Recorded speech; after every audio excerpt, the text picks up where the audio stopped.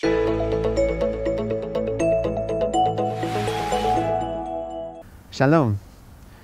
In Parshat Noach, we read that after the Mabul, Noach moved the covering from the teva. He looked outside.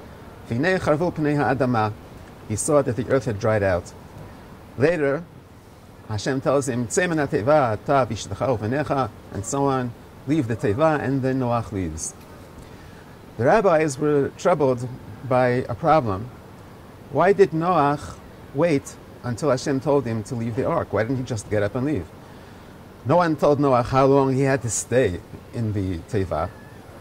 And we even find in the Midrash some criticism leveled at Noach on this point. Rabbi Yehuda says, Im hayiti sham, hayiti shovra v'yotzeh. Right? If it were me, I just would have broken down the door and left.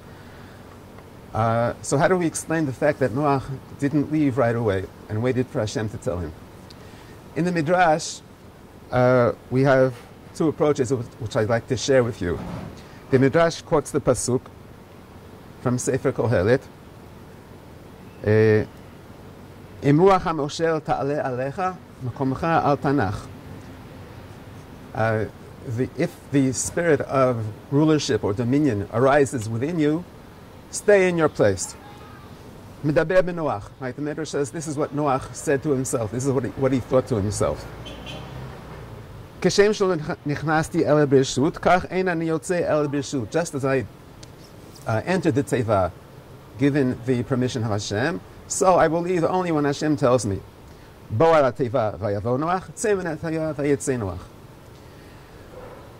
other words, the interpretation of this pasuk, if the spirit of dominion arises within you, stay in your place, is as follows.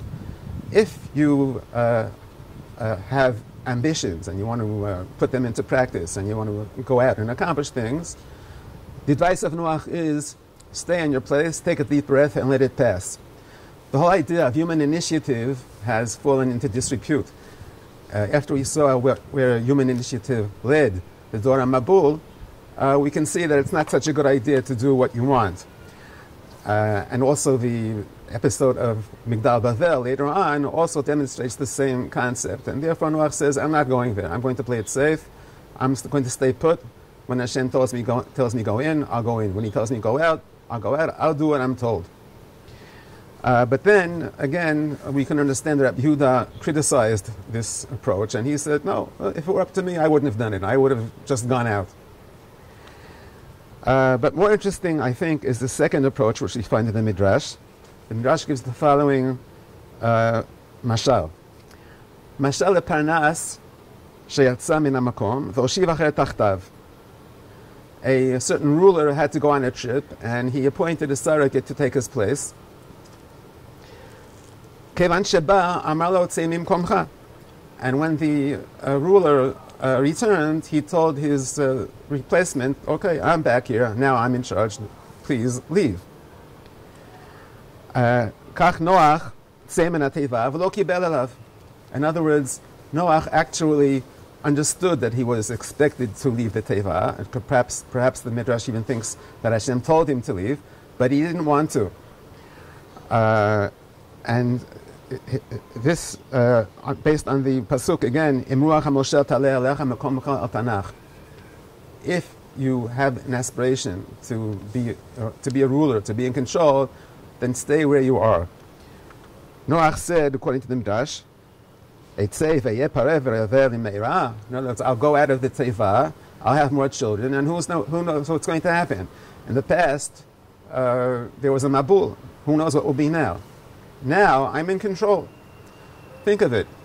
Noach, inside the teva, wasn't having a great time, that's for sure. On the other hand, however, he was in control. Hashem had left and put him in charge, in place of him.